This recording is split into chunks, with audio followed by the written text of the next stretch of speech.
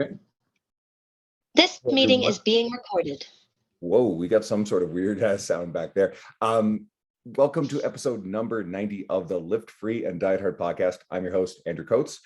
And one of my favorite parts about doing this is I get to talk to a lot of people from really cool backgrounds who've accomplished a lot of really, I'd say, exemplary things in their careers, had a lot of success on a lot of different terms. And one of the more interesting people that I've had the privilege to bring on is Marc Megna. And Marc kind of has done a couple of really significant things in our industry. First of all, he's the owner of the very popular, very successful Miami-based gym chain Anatomy, and is also a 7-year NFL pro, played for the Cincinnati Bengals and a longtime New England Patriots. And I'm Canadian, so actually this is also a little more significant to me, but also played in our CFL and was a Grey Cup champion back in 2002 with the Montreal Alouettes. So for my American worldwide listeners, you may not know so much about the CFL, but we take quite a bit of pride in it. Marc is smiling, so it's great to have you on. Thanks, man. Oh, thank you for having me on. It's an honor to be on, and I'm excited to be on. I am many things, but one of those things is a person who's always seeking like a connection with other people in our industry, just to see how we can better the industry. And I think it starts with connecting with other people and just maybe having a conversation. It's quite simple. So thank you very much, Andrew. Well, and that's why I like going to a lot of the industry events. I talk about this a lot on the podcast. And a lot of my guests are people I've met in my travels. And that's like you. You and I met at Luca Hocevar's Vigor Ground Fitness and Business Summit in September 2017. You were one of the presenters, and definitely wasn't a dry eye in the room when you went through kind of the ups and downs of your story. And anyway, it was something that stood out to me. So I wanted to especially talk here about there's a lot of those ups and downs that also came through with the business side. And Anatomy, it's definitely gotten a lot of attention, both locally and I think in the broader fitness community, for being a model of success. You got a premium gym chain. It's very popular. And I think a lot of coaches glamorize the idea of owning a gym. So what don't they see that went into making Anatomy what it is today? And then we'll go a little further with that, but let's start there. Great question to start with.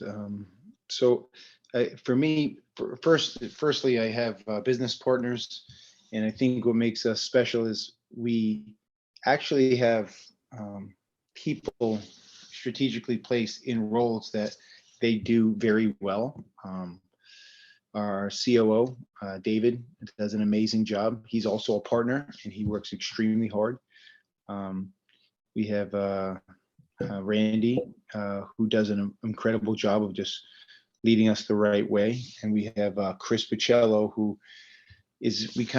we're in the weeds of it when we started, and Chris had this great idea. I've always wanted to have a gym, but Chris found a space for it, and we just joined forces. And I think the beauty, Andrew, is that we're doing things within the business that I think we have strong skills at. I think my thing is the team, the culture, and the fitness.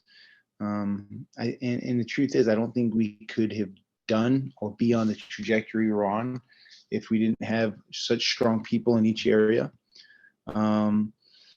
That's really what it is for me personally. What my investment in Anatomy, my work, my sweat equity investment is from where I started. And I had the benefit of being around a lot of wonderful leaders and a lot of wonderful coaches who I just watched as I played for them. And I got to understand what I appreciate about leadership and people and workers and teammates. And that is such the glue of our business, so to speak. And that's actually a differentiator that makes up our culture.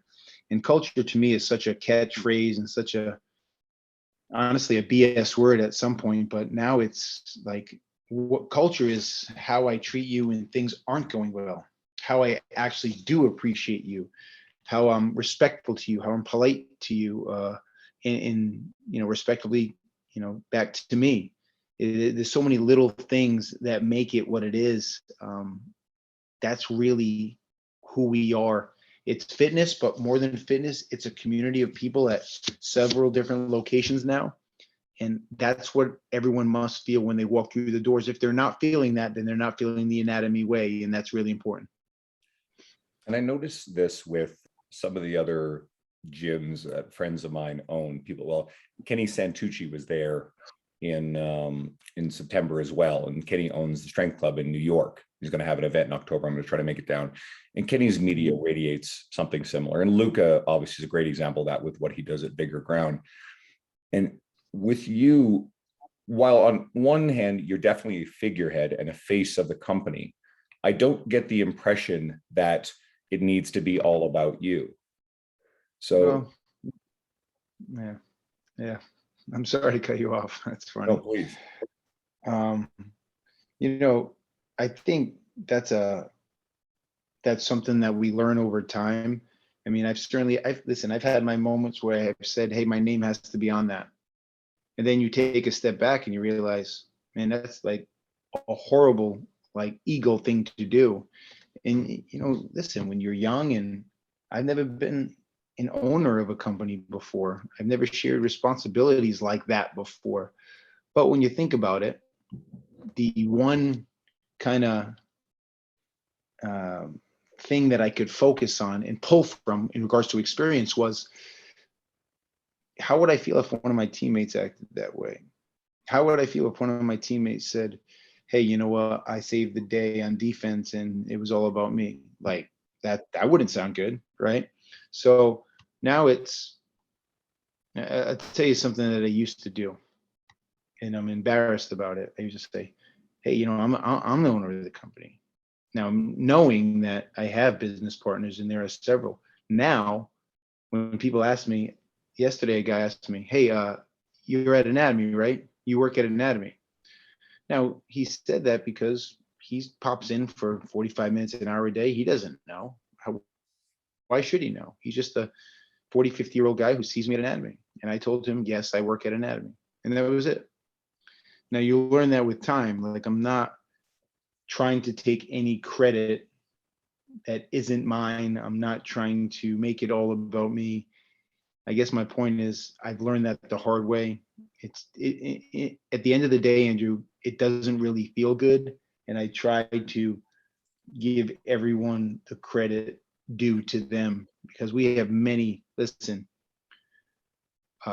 my business partners, team members, general managers, personal trainers, we call them body architects. They're just workhorses, and they make us who we are. So I think that was something that I learned over time. And it's still, listen, I'm not perfect. It's still something that I'm trying to get better at, but it's something that, you swallow your ego, and sometimes it sucks, but I always feel better when I do it, really. I like that resonates, because it would have been so easy to turn around and correct the guy or tell him that you were the owner, which could imply that you were correcting him. And it just speaks to the lack of ego to say, I don't need to let this guy know that I'm one of the owners of this company. That's actually really powerful. I hope there's a big lesson here. I mean, on the flip side, I know that for the members of a gym, I contract at a gym, and the owner, he's very humble behind the scenes, doesn't want to be the face of it. His name is not on it. But also when I introduce him as the owner to a client of mine, they feel special because the owner has popped by to come and say hi and interact with them. But there's a delicate line in how you go about that, and how you express that. And that's me introducing him as the owner, not you doing it, right? Right. Yeah. I mean, I think if it comes from someone else, I think that's much better. It feels better. In what I've learned over time, like, you can't really force anything. If someone thinks you're like powerful piece of what's going on, or a foundational piece, call it whatever you want, you're not going to convince them it's not true. I mean, they see it with their eyes every single day, right? They understand what's there. I mean, you can't talk. It's one of those gaslighting things. You can't talk me out of my truth. I know exactly what's going on. So they know what they know. I'm not going to convince them of something else. it is what it is. My role is to add as much value to team building, culture building, the PT business, fitness, wellness, the overall experience of people who just walk through our doors. And if I do a good job by leading by example in my behavior, my interactions, well, then that's going to help out. That's the way I look at it. And I think, again, I hope that everybody listening this is one of the reasons why I want to bring you on. Like this, you radiate just humility and complete lack of ego with this. And people would hear the introduction because, of course, I want people to hear the accomplishments of someone, the CFL and the NFL career and being the gym owner. But there's a big piece in the middle there that you talked about in your presentation in Seattle that I didn't mention. It was the long, hard hours scraping a living, working as a personal trainer. Now, you had some lucky breaks in there too, there's no doubt. But I don't know if you want to speak to that a little bit, because there are probably people listening going, well, I'm that trainer who looks up to people like Luca, the other successful people in the industry. Well, I hope they know Luca's backstory about starting training people in the woods in Slovenia and some of his humble beginnings. And virtually everybody in this industry who's accomplished a great degree of success, whatever they define success to be, has had some pretty humble beginnings. Yeah. So I'll tell you a quick story. I was in high school, and I'm going to transition back to answer your question, but I was in high school, and I remember I basically had to talk my way into getting a job at an event space called White's. And I was a waiter, but for the majority of the evening, starting at maybe 8 o'clock till 1 o'clock in the morning, I would wash dishes. Now the dishes never stop because this is a banquet hall and there's thousands of people there. So you're washing them by hand. The bigger pieces that come through. So it's interesting. I hated that job. Like, I absolutely hated that job. But I know it might sound goofy, but I learned more about myself at that job than any other job I've ever had in my entire life. When you're alone, it's Friday and Saturday night, you're in high school, all your friends are going out, and you're making very little money to wash dishes, and no one can see you do it. No one's saying good job. No one's thanking you. That's it. So after the NFL and CFL, I moved to Miami, and I basically become a trainer at a corporate wellness gym. And I'll tell you the truth is, I was super excited to have the job. I wasn't bummed out. I mean, there were moments where I tell my wife now, I would sit outside and almost cry because I'm thinking, I have one friend, one of my college roommates is the general manager of the New York Jets. Another one is an ESPN analyst. I have guys who are Division I coaches, doctors, lawyers, orthopedic surgeons, the head of medical device companies. And I'm cleaning the floor as a trainer in Miami. And people are basically, not valuing you or treating you very well.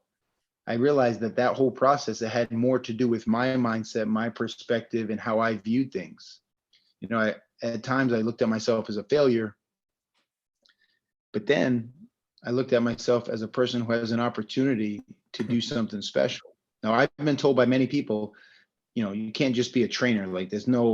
Now we certainly believe something different, and our industry believes something different, but you can't really have great success and make money and be a powerful person in this world, or an impactful person in this world, if you're just a trainer. And I remember thinking, I just don't believe that. I don't believe that. That's not, I believe anything you do in this world, you have a choice on how you're going to do it. And I said, maybe a trainer who is doing a couple of sessions a day isn't completely committed, isn't enthusiastic, doesn't want to do it, looks at it like they have to do it, not like they get to do it. That's something different. And that's not what I'm talking about. I'm talking about taking this to the highest level. But the truth is, Andrew, that wasn't my mission. My mission was, I have someone standing in front of me who needs my help. I'm going to help change their life today. That's it, just today. And I'll take care of tomorrow. But every time I got ahead of myself, I was humbled and put back in my place. And that's how I built basically my community. I mean, I can't tell you how many people I've trained, and I see them 10, 12, 15, 20 years later, and they're like, oh my God, you really helped me. And that was a big deal for me. And then I realized, like, I want to be a part of something else because I can only touch so many people. And that's why I transitioned to, you know, partnering up with people who wanted to do something unique and special.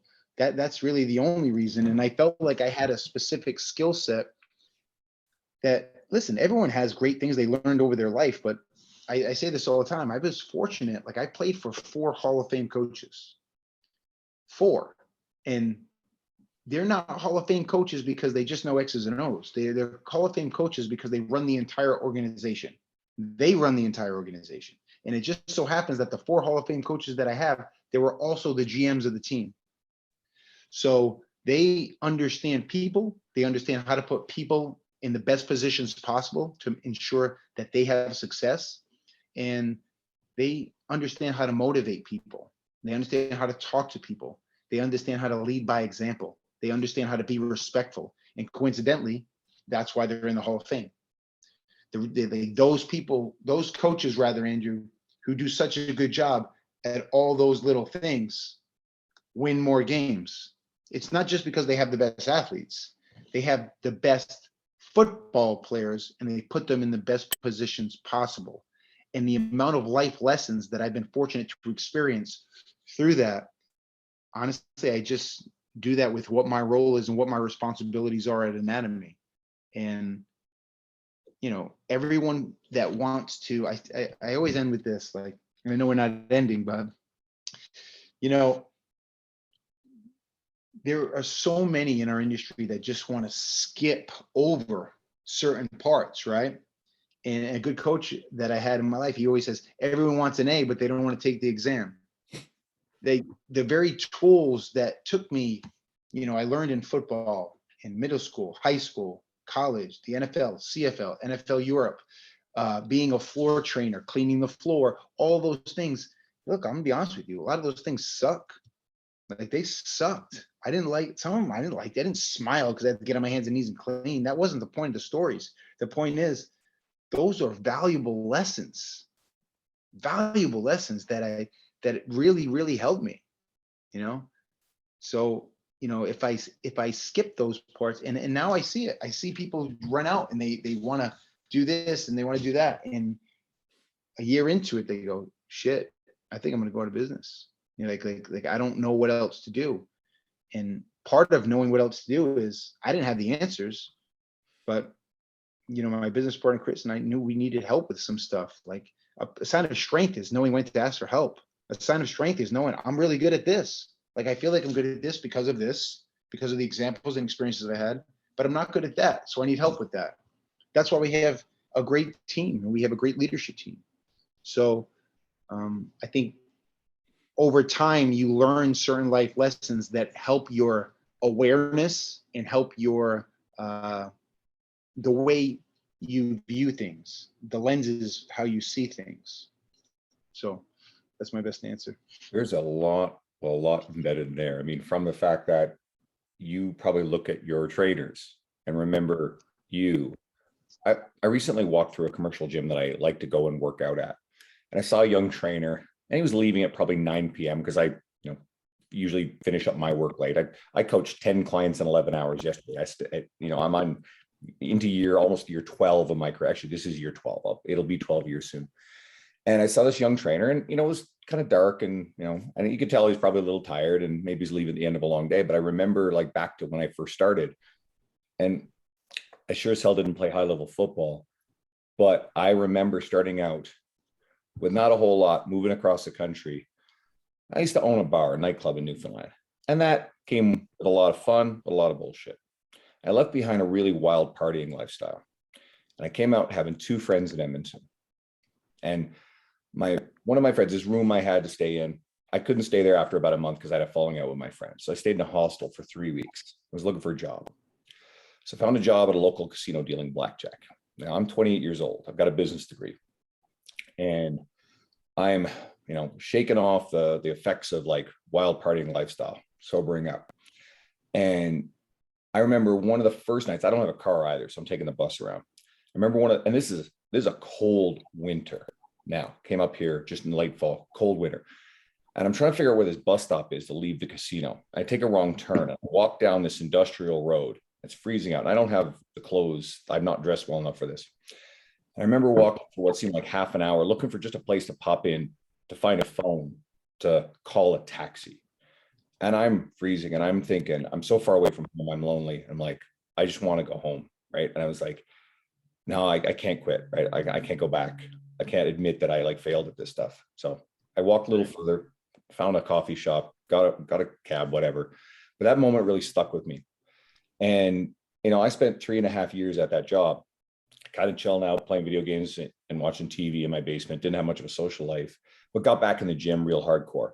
And that led to being hired off a floor at a gym at 32 years of age, starting out overwhelmed, not knowing what the hell I was doing. But, I stuck with it. And I remember that same thing. I look back at some of the people who I started with in those days, and I'm still friends with a lot of them. I still talk to them, and how it changed their lives and rooted them on a completely different course for their fitness and wellness. And some of those clients are still with me today.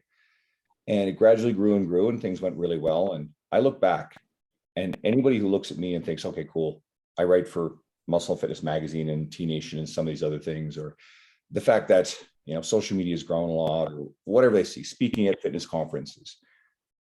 Everybody who's in a place like that. Now, I'm not a gym owner, but again, I reference Luca. I reference, so many other people. Don't forget that there's some very, very humble beginnings where people came from. And it's really easy to think that you jump straight from the NFL into a high profile owning a gym. And there was some grindy, tough days in between. So I like your story and I respect that. Let's flip a little bit. What is it about owning Running Anatomy, being a part of that culture and that team and team of ownership that you would never trade? What are the best parts? What's really been worth it?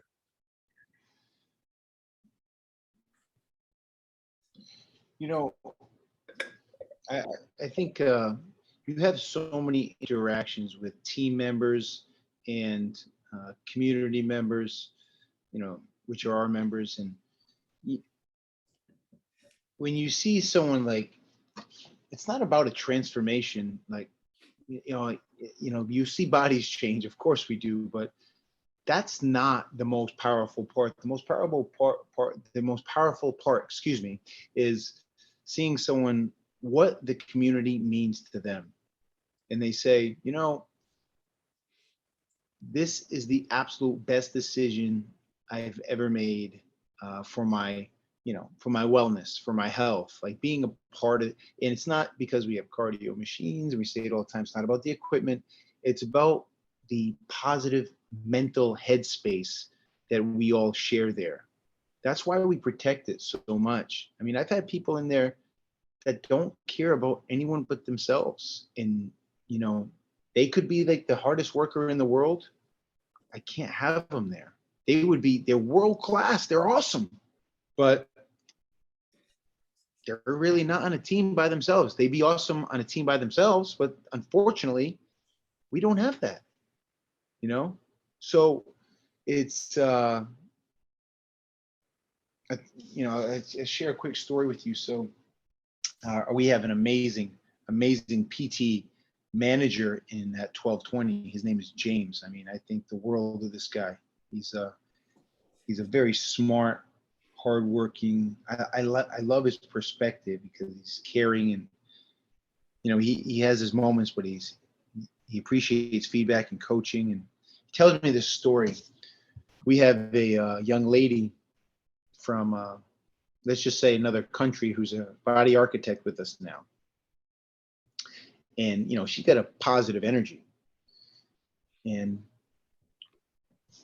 we have leads coming in now.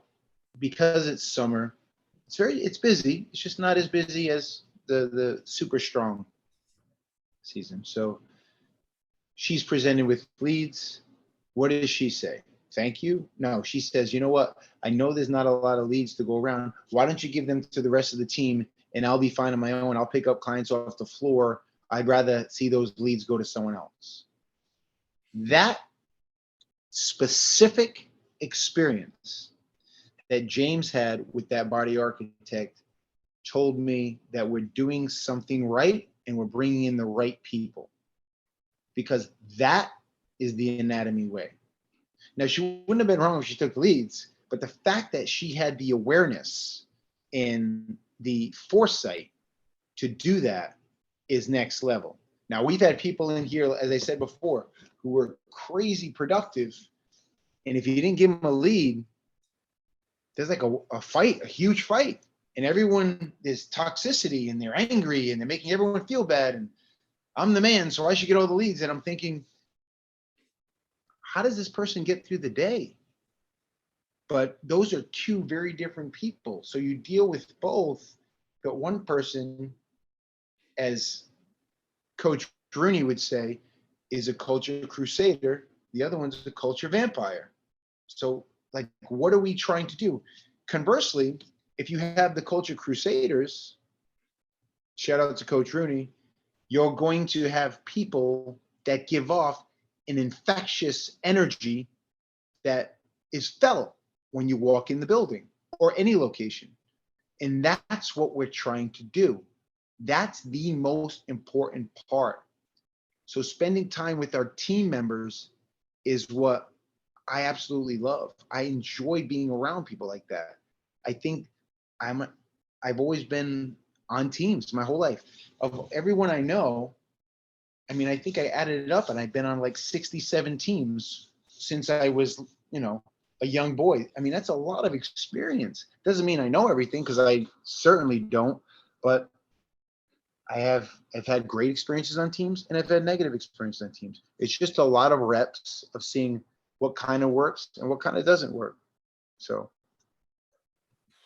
Bad. Again, love this stuff. And I really hope everybody listening is just soaking this stuff up, and that you go follow Marc. Like, it's one of the big things. Go follow what Marc's doing. Like, soak up more of this stuff. And if anybody ever gets a chance to see you speak live at one of these events, take the opportunity. Seriously. Like, that's one of the reasons why it took me a little while to get you on here, but it's why I wanted you on here. I believe in that stuff. I remember the gym that I worked at. I was really fortunate in that I did really well with referral business. So I didn't need to take the leads from the company. So I was always very clear that, I wanted, some of the other coaches, I wanted to make sure the leads were in good hands. I work with some people in that community I didn't trust and I didn't think should get the leads, but there was a bunch of coaches I supported and liked. And now where I'm a contractor at a different facility, I brought coaches in, great coaches from the old companies, some people I've mentored. And I also tell the owner and the managers, like, here, because the leads come in, it's like, hey, I'm good. I've got this covered. I've worked very hard to build my media and my relationships to be okay. But here, anything that would theoretically go to me, Mike, Hope, share, give it to these people, because they work hard for it. They've got good attitudes. They treat their people well. So I really believe in that stuff. I'm trying to think now. There's so much in there. Let's ask you about this too, because this is something that gets shown on your media a lot. You are really devoted to taking good care of yourself, right? You put on your media a lot, especially there's a lot of conditioning, a lot of hard work there. You're pretty in shape, dude. So again, you're part of an ownership group of a big company, but where does your own fitness rate on your non-negotiables? And how important is it to you to be able to do what you do? Well, I think because we are in the fitness wellness space, it's important to be healthy, be fit. But health and wellness, fitness doesn't, for me, it used to be, very physical.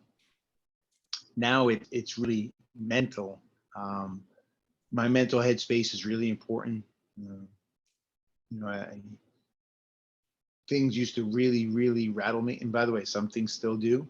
But I understand that when I deal with challenges and obstacles and hurdles in my mental space, if someone's treating me poorly or giving off bad energy, I realize that has everything to do with them and very little to do with me. I pay attention to behavior, pay attention to patterns, and I've done things for my mental health. One of my business partners got me into meditation. I went away to a retreat that helped tremendously, a silent retreat, and that just put me in a different place, a place that I liked. And then the reason I think I attack fitness in the physical side, which starts with the cognitive side, is, there's not a lot of healthy men in my family. I'm from Italian descent, but the men in my family didn't look healthy and engaged in very bad habits, alcoholism, drug abuse, obesity, diabetes. They just, and for me, I feel like at some point, maybe let's say Marc Megna drops dead at 50. Well, that's great, because if I wasn't as healthy as I am, I probably would have dropped dead at 40. So, I've been doing everything I can to stay as healthy as I can, to be here for my wife, and my wife is pregnant, and make sure I can be a good father, because there weren't a lot of great fathers in my family. So I'd like to break that cycle. That's really important to me. And so it is a responsibility of mine to make sure. I used to not sleep, and I used to have very poor habits, and I realized now I got to go to bed. I have to get good sleep. It's not cool to sleep 4 hours. I used to think that was, a tough guy thing. And then I realized my brain's deteriorating, and I don't feel good, and my body didn't look fit. It looked like it was in survival. And then I said, wait a minute, if you're not eating well, you're not sleeping, and you're working like a crazy person, that's okay. You're a hard worker, but you're not a bright man. You're inept, because that everything starts with your health. And that's what I'm preaching, right? So I have to lead by example. So I started to do that the last few years.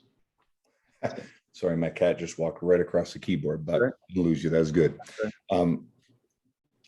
I think there are a lot of young people in our industry who, a lot of stories about successful people, and then it's just working 6 a.m., 5 a.m.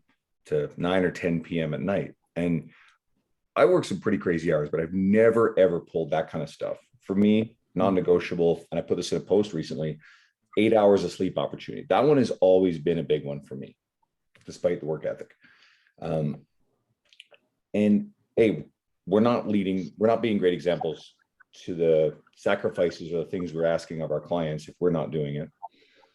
But Right.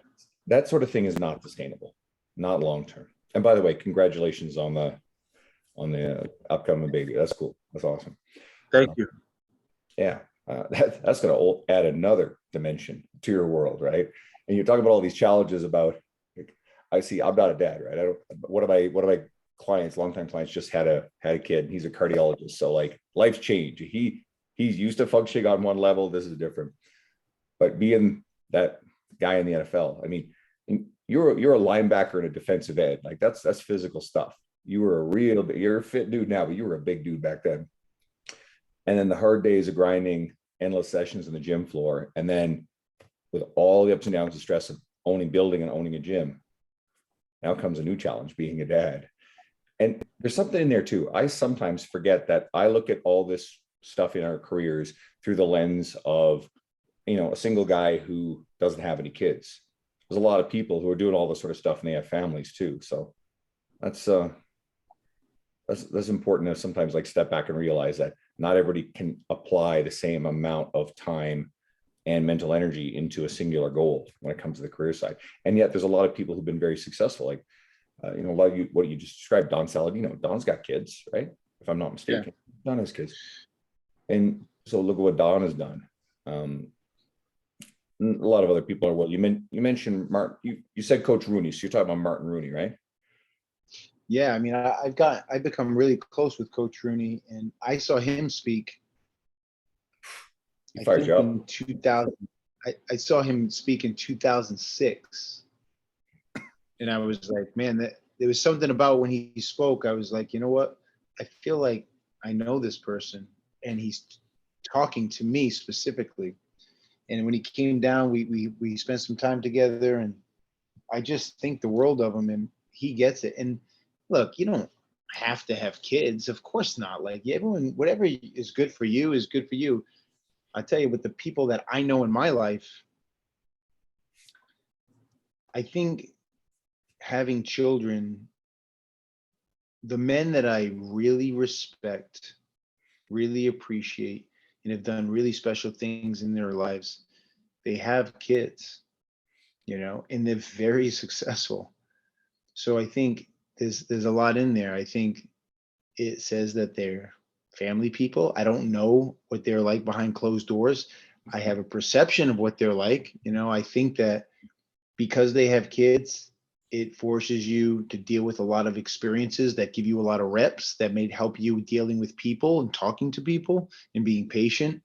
But I think that there's another level of things, and it's hard for me to explain, but I think it takes you to a certain place. And that's not why I'm having kids. I'm having kids because I've always wanted to be a father, and there weren't a lot of great fathers in my family. So I wanted to break that cycle. That's important to me. I just want to do the best I can and be a good father, and be there, be present. Starts with that. So I'm excited. I think you'll do great based on everything I know about you, which I mean, like I've got relatively limited snapshots compared to some other people in your life, but I think you'll do fine. And you mentioned Martin Rooney. I've had him on a couple of times. So anybody listening, Martin's been a guest a few times. I met Martin in 2017, got to spend some time with him at Luca's, and then again and hung out again when you and I met. And it's really cool. Like you talked about earlier, once upon a time believed that like a personal trainer really couldn't do all that much. Martin still coaches and inspires like other coaches, which cascades through. That's one of the reasons to grow your reach, brand, ability to influence more people in the industries, because it can trickle down. But here's Martin just this past weekend on TV at the latest UFC, out there with Jim Miller, right? And Jim wins. It's Jim versus Cowboy. Really cool stuff. A couple fighters I like, and it's just cool to see like Joel Jameson. He's another pal of mine, and I've hung out with Joel a couple times at Luca's events, so you've met him.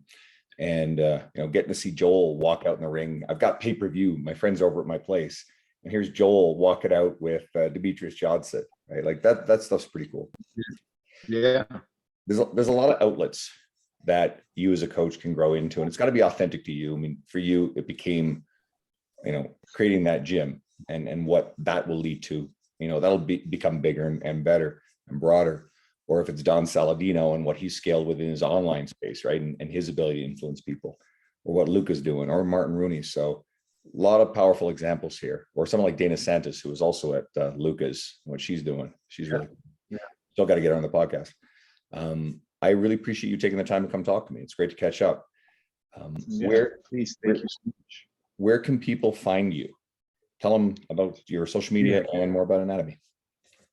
Yeah, so you can find me at Anatomy. Super proud of everyone in the team, and it's certainly something special, and we're growing. A lot of great things coming. So at Anatomy on all social media. You can find myself at Marc Megna on Instagram. I'm not really on Twitter. I'm on there, but rarely. I have Facebook, if anyone does that, Marc Megna. And then I wrote a book called Dream Big, Never Quit about my life. And it's meant for anyone chasing a dream, to be quite honest, but Dream Big, Never Quit. It's also on Audible. That's my voice on Audible. And I'll tell you, that was very hard to do, way harder than I thought. So if you want to listen to it on Audible, Dream Big, Never Quit. And also, of course, there's a documentary a dear friend of mine made named Randy West from Monarch Productions. Now, this documentary was meant to motivate, inspire, like at-risk youth and kids who need to understand that it's possible to be productive and have a dream, go after it and accomplish it. and he did an incredible job traveling all over the country, getting interviews from NFL coaches, college coaches, teammates, people I work with, business partners. It's called Just a Kid from Fall River, and you can watch it on Apple, iTunes, and Amazon. It's on pretty much all the platforms except Netflix. It's not on Netflix. So check it out, Just a Kid from Fall River. Well, I just, as you were saying that, popped open Audible and downloaded Dream Big, Never Quit. I'll check that out. I was going to say this earlier. Oh, thank you. Someone's excited. I recently been reading some books like Phil Jackson's 11 Rings, and I'm partway through Tony Dungy's book. If you really want to get into some brilliant leadership stuff, some of the great coaches in certainly football, also basketball, I find there's a lot of really great stuff that comes out of those worlds. And I think there's a reason why your career in football led to a lot of really great things in your career in fitness. So I'm proud of you. Obviously, I've been watching, and I'm inspired by what you do. So I hope that the people listening kind of took something from this episode and said, okay, this guy's got really good energy. I want to see more of this stuff. If anybody is finding this podcast through your media, and I'm brand new to you, then just scroll through who I've had on as guests. I mentioned a bunch of names like Martin Rooney and Luke Hosevar, Joel Jameson. They've all done a bunch of episodes with me. Go check them out. Okay. Maybe you'll stick around. And if you're someone who's one of my longtime people and is only first finding Marc, please go follow Marc. Go check out what he's doing. Okay. I believe in Marc. I love his message. And stay tuned for another great episode next week. Thank you, Marc. Thank you. Thank you for having me on. It's an absolute privilege. And thank you for being so engaging and social at the Luca event. It's great connecting with you. Keep doing great things. Congrats on all your success. And I appreciate everything you put out, Andrew. Thank you very much. Thank you, brother.